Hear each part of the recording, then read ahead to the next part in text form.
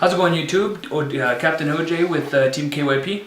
Last weekend, me and Guardedkam ended up going to the Montreal Regionals on April 1st. Sounds like an April Fool's joke, but thankfully it wasn't.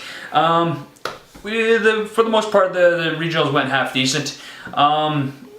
I took DDDs to the regionals, and so did Guardedkam. What I ended up doing was I ended up getting in the top 32. Unfortunately, it wasn't high enough to get the national invite or any other prize, but still I did fairly decent. My first game was against BAPK. I 2-0'd that guy. Second game was against Invoked Predaplant. That's an interesting one. Yeah, Invoked Predaplant Artifact. I 2-0'd him. Third was against Mermails. It was 2-1, and that was actually a very hard matchup. Fourth one was a Blue Eyes Invoked Greener Grass, which I was thoroughly impressed with that deck, but I ended up beating him in overtime. After that, though, it was just not the greatest luck. My deck started bricking, and just people were able to out-resource me. Right after that, I ended up facing another BAPK deck, but with Greener Grass. It was a 60-card deck, and he just out-resourced me. Right after that was a 60-card Paleozoic, and he out-resourced me as well.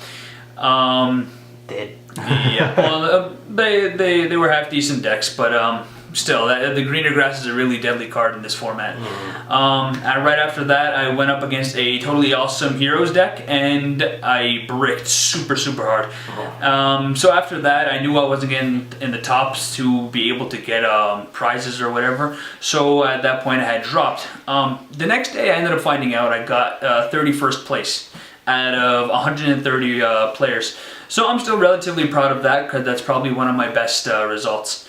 So I'll show you the changes that I made for the new ban list and what I ended up taking to the regionals. Let's get started. Alright, so I'm going to start off with the monsters like I normally do. You play 3 DDD Oblivion King Abyss Ragnarok. This is part of one of your main 4-card combos. Also, it's one of your recovery plays a lot of the time. I only play one Thomas. Thomas, I find, bricks a lot of times. Yeah, and, I had 2 of them in my name. So. And even I'm not using his recovery effect not often, or I don't really use him to make rank 8s either very often lately. So I ended up cutting him down to 1, and it's the same way from the last deck profile. Same thing, I played 2 Orthos just like the last time. This didn't really come into effect too often, but it did come in handy a handful of times at the regionals. It helped me get rid of strikes mainly for the back row. Against the Paleozoic deck, this didn't really help out too much because I didn't end up drawing into it. And then when I did have the capability of searching, it wasn't really an optimal play. Still play 3 Kepler. It's your Stratos for your Stratos cards and all your contracts, so that's still staple. 3 Lamias. She's still really good in the deck. That's B. Yeah. 3 DD Swirl Slime, still one of your main combo pieces. Same thing with the 3 Necro Slime.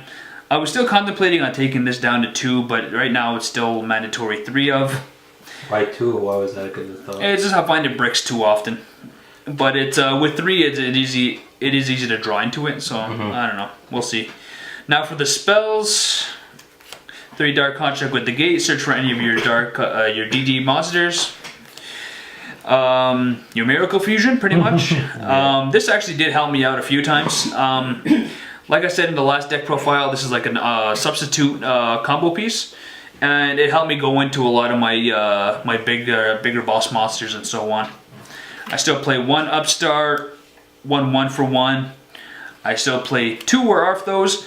This came in clutch in one game. I ended up using both of them and taking 4,000 life point damage. But because I searched for, I believe it was Necro Slime and a Lamia. Oh, Lamia. Yeah, it came in clutch, and I ended up building a board, and my opponent just couldn't get over it. I still play 2 Pot of Desires. I'm still thinking of getting a 3rd, but it's number 1, it's going up in price, and number 2, I'm really afraid of drawing into it. And that's actually how I ended up bricking really hard in my my Totally Awesome Hero matchup. Still played 3 Into the Voids for draw power and consistency. The same thing with the 3 Allures. Traps. Now, I still play the 2 Solemn Strikes, the 2 D Barriers, but one thing that I ended up changing out, obviously because we don't have Vanities anymore, and I ended up playing 1 Dark Contract with Errors. I understand this format is going to be a little bit slower, and Paleos are considered one of the more stronger decks. Yeah. So I ended up main decking one of them. Number 1, it's searchable, so you're able to, if you kind of figure out what your opponent is playing, then you're able to go search for this card, and it shuts down like any trap-based deck, demise decks, even Paleos. Against the Paleo matchup, I did win 1 game because of this card, and the guy ended up, like, as soon as I activated it, and when I sided in, when he realized what it does, he packed up his stuff and he said next game, and that's I went to the 3rd game. So that was really, really helpful. The same thing even with Imperial Order. You can activate this, and you can even trap your opponent underneath their own Imperial Order if you play this card, because you can activate it and negate traps when you want. So if you don't have any spell effects to go off, then you don't have to worry about it. You can keep the board locked. But if you need something to go off, you can force it to go down, force it to go off. So now for the extra deck. The extra deck did change a little bit too. Yeah. I still play only my 2 rank 8s. DDD Dual Don King Kali Yuga, as well as 1 38-hole Harbinger. I didn't really go into Kali Yuga too much, and the one time I really did try to do it, and they ended up getting striked, and it was against the Paleo guy. He waited right to the very end, and he ended up striking my Kali Yuga, and unfortunately I lost that game, and then eventually the match.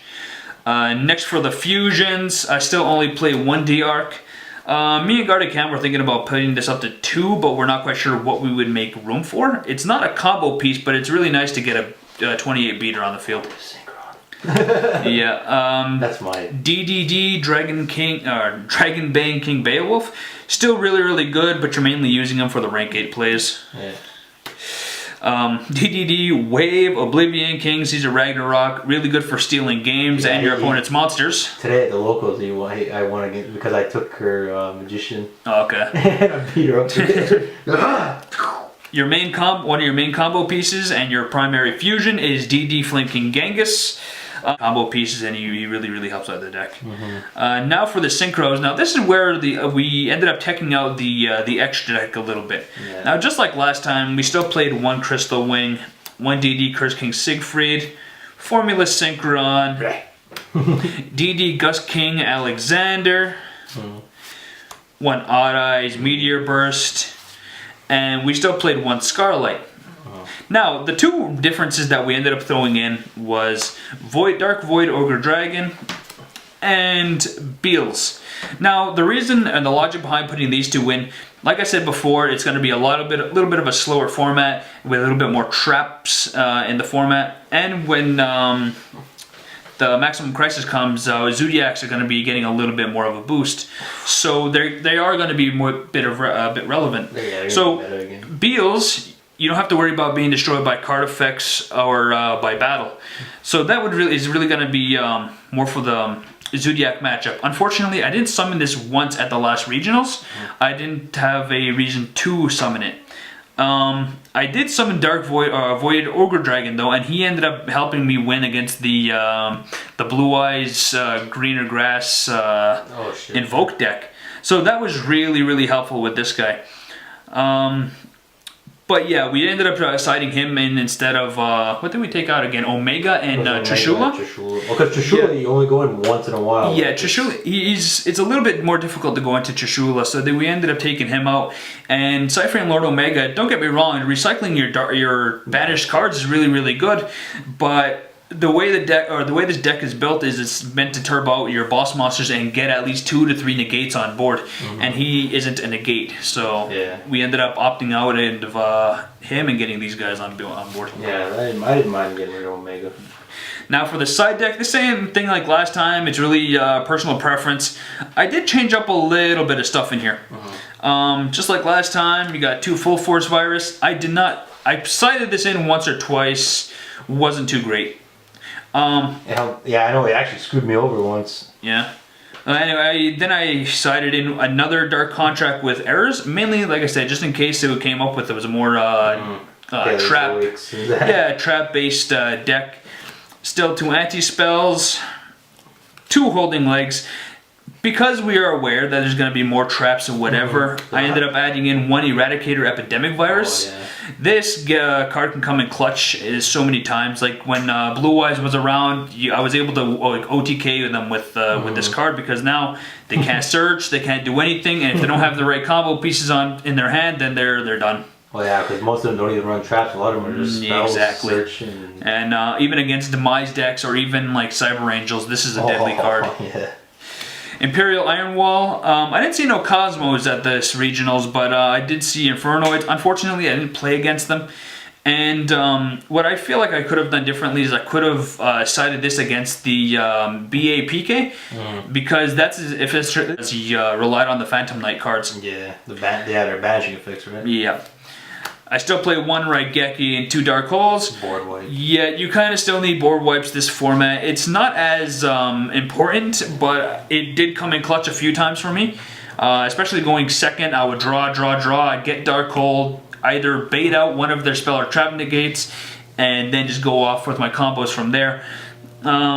But yeah, Dark Hole and Raigeki both came in clutch for me this time around.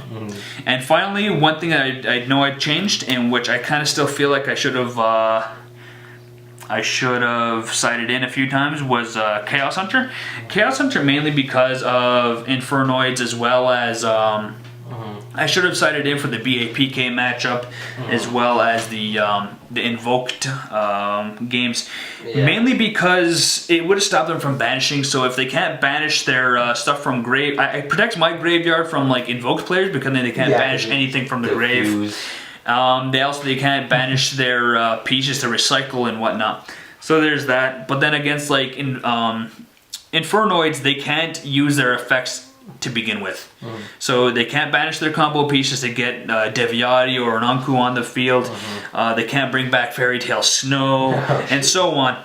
So theoretically, it's a really good card, but I didn't get a chance or an opportunity to really play it this time around. So maybe next time we'll see what happens. So that's about it for this deck profile. I hope you liked it. I hope you enjoyed my changes. Like, comment, subscribe, tell me what you think, give me some advice. Take care. Captain OJ out.